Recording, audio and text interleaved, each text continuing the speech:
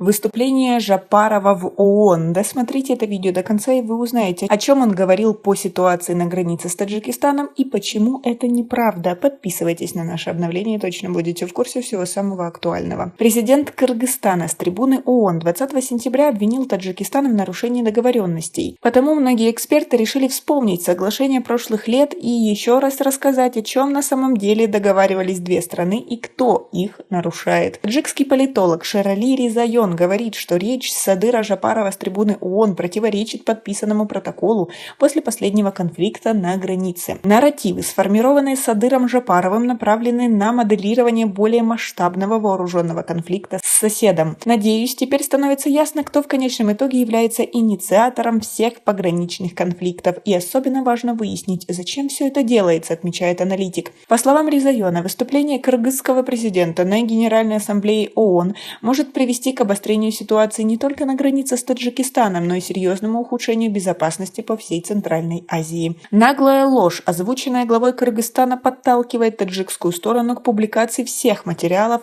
о пограничных конфликтах, показаний реальных очевидцев на границе и особенно тех, кто пострадал от произвола кыргызских военных в Орухе, Хаджияйло, Чаркухе и Овчекальяче, подчеркнул политолог. Аналитик обратил внимание на то, что Жапаров использовал латинскую поговорку «договоры должны соблюдаться» и вспомнил его слова про аннулирование протокола, подписанного с Таджикистаном в 2009 году экс-секретарем Совета безопасности Кыргызстана Адаханом Мадумаровым. Существуют документы о передаче земель Таджикистану, подписанные в бытность Адахана Мадумарова секретарем Совбеза. Там шла речь о передаче на 49 лет в аренду 4 улиц в селе Максат. Но у Мадумарова не было права подписать данный документ. После работы комиссии надо будет прийти к согласию. Только после моей подписи будем решать вопрос границы. Ни один орган не может решать его. Мы не имеем права отдать землю. Это же не частная земля, говорил президент Кыргызстана. Ризайон еще в 2021 году в своей статье «Ссора и вражда не ведут до добра» написал, что это заявление несомненно направлено на моделирование нового конфликта вдоль границы. Таким образом, один и тот же человек с трибуны Генассамблеи ООН заявляет, что договоры должны соблюдаться, но сам в одностороннем порядке, как в той русской сказке, по щучьему велению, по моему хотению, аннулируют подписанный межгосударственный документ. Где здесь логика?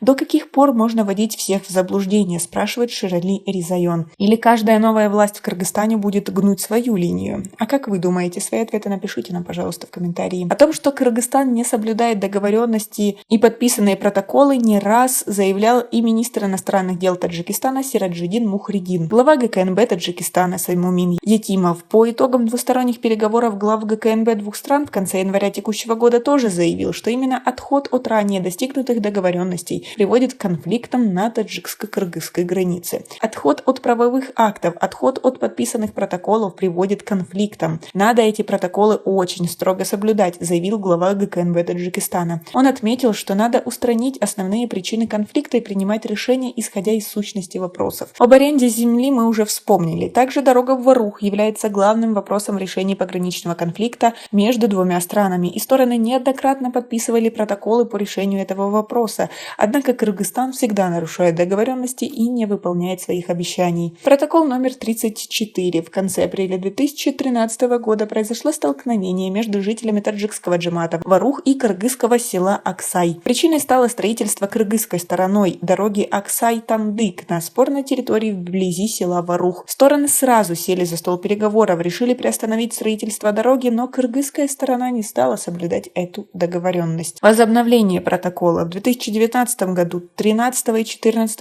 марта жители таджикского села Мехнатабад джамата Варух протестовали против строительства дороги Аксай-Тамдык из-за ее близкого расположения к условной границе и спорности территорий. В ходе конфликта погибли 2 граждан Республики Таджикистан и более 20 были раненых. После 5-дневных переговоров делегации двух стран с участием вице-премьеров поставили точку в этом конфликте. Решили, что на основе соглашения 2014 года строительство объездной дороги Аксай-Тамдык продолжится, но она будет использоваться исключительно для перегона скота. И последний протокол. После вооруженного конфликта в апреле 2021 года, где погибли более 50 человек с обеих сторон, стороны подписали новый протокол и договорились, что новая объездная автодорога будет построена за счет двух стран, а таджикская сторона будет ее использовать и содержать. Стороны совместно построят дорогу, и таджикская сторона будет ее использовать дорогу Ходжи-Айлова-Рух в объезд по восточной стороне населенного пункта Капчигай. Статус данной автодороги будет определяться отдельным государственным соглашением двух стран,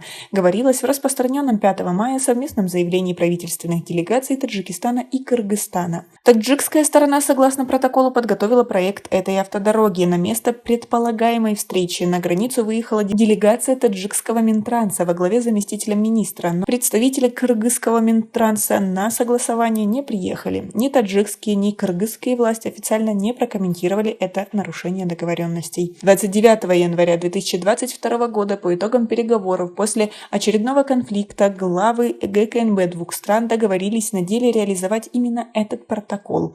Но этого не происходит из-за отказа кыргызской стороны. Тем временем кыргызское руководство постоянно заявляет, что никакого коридора в Варух не будет, то есть они публично отказываются от подписанного ими протокола. Как вы относитесь к таким доводам? Свои ответы напишите нам, пожалуйста, в комментарии. У нас пока на этом все. Оцените наше видео подпиской и лайком. До скорой встречи!